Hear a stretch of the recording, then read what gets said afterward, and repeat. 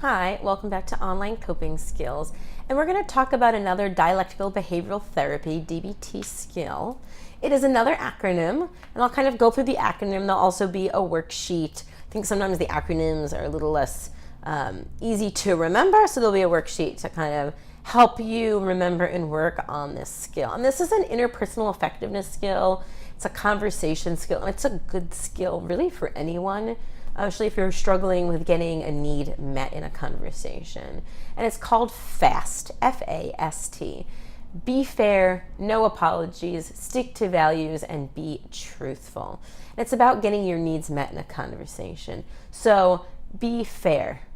Look at sort of both sides of the conversation. It might be an argument, hopefully it's a conversation, but look at both sides and be fair. Are both people, are you asking too much of somebody? Is somebody asking too much of you right now? Are they sort of occupying more time than you have, or asking for something that you are unable or maybe unwilling right now to do? So think about kind of evenness and fairness. So try to be fair in the conversation. Are you interrupting? Are you interjecting? Are they doing the same to you? And sort of focus on being fair. It's not all about you and it's not all about them.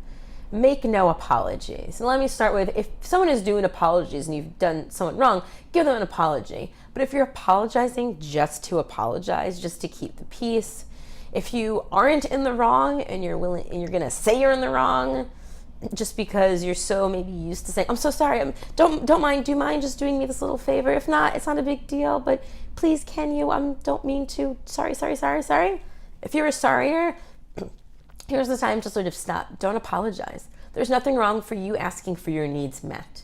And this is a skill for asking for your needs met. There's nothing wrong with asking for your needs being met.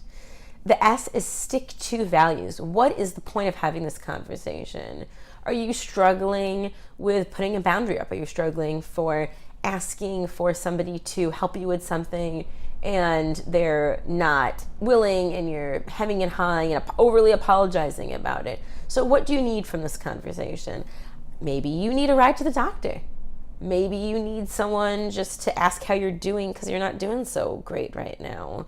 Maybe you need to not get a 2 o'clock phone call when somebody's in crisis pretty regularly. You need to tell them, I don't really care for you, but I need to sleep and I need to turn my phone off. So 2 o'clock is just really not a good time. So I'm asking for you to kind of understand that I'm not going to pick the phone after 11 o'clock at night. So stick to your values, stick to what you need from the conversation. It's not about making demands, it's about things that you need. And the T is be truthful. Don't lie. Don't lie, don't manipulate. If you need a ride to go to your psychiatrist's appointment, I need a ride to go to a psychiatrist appointment. Creating an elaborate story doesn't only sort of make you look like you're not a credible person and an honest person, but it also makes it seem like your ask isn't actually good. Why can you not just ask to get in a ride to a doctor's appointment?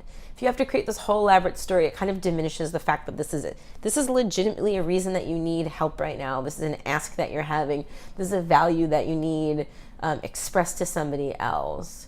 So be truthful, be honest. You don't need to get into a million fine details. And I'll give you kind of a quick example. And I'll use the example of needing to get a ride to an appointment. So you're struggling with your mental health, your physical health issue, and you are calling on your closest relative that lives in the town, that has a car, that can get you to the appointment. It's a really early appointment. You need to drop your kids off at school. You don't really have any other options, and you're asking someone that you care about and that cares about you for a ride. So be fair. Look at the situation.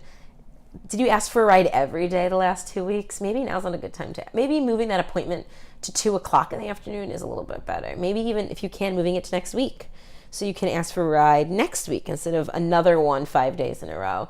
Be fair. What is the relationship like right now? Is it a fair give and take? Actually, it is a fair give and take. She came over yesterday and had lasagna, and I gave her a whole extra thing of lasagna. Asking for a ride isn't a big deal. A, no apologies. Hey, Susie, I have a doctor's appointment next Tuesday. It's really early in the morning, right after I have to drop the kids off at school, and there's really not any other way I can make it without a car, and mine's in the shop. Is there a way that you can give me a ride? You're not apologizing. I'm sorry for asking. I know it's one more thing for you to do for me. I'm a pain in the butt. It's just asking for your need. S, stick to values. I really need that ride after dropping the kids off at school. I'm not really going to have time. My car is, still in the shop at least for a couple of days, but getting to this appointment is really important for me. So is there a way for you to give me a ride? Be truthful.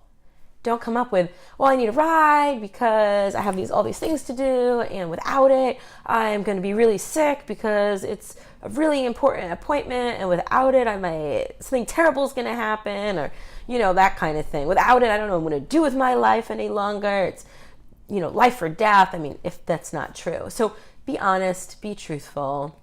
So once again, fast, F-A-S-T, be fair. No apologies. Stick to values.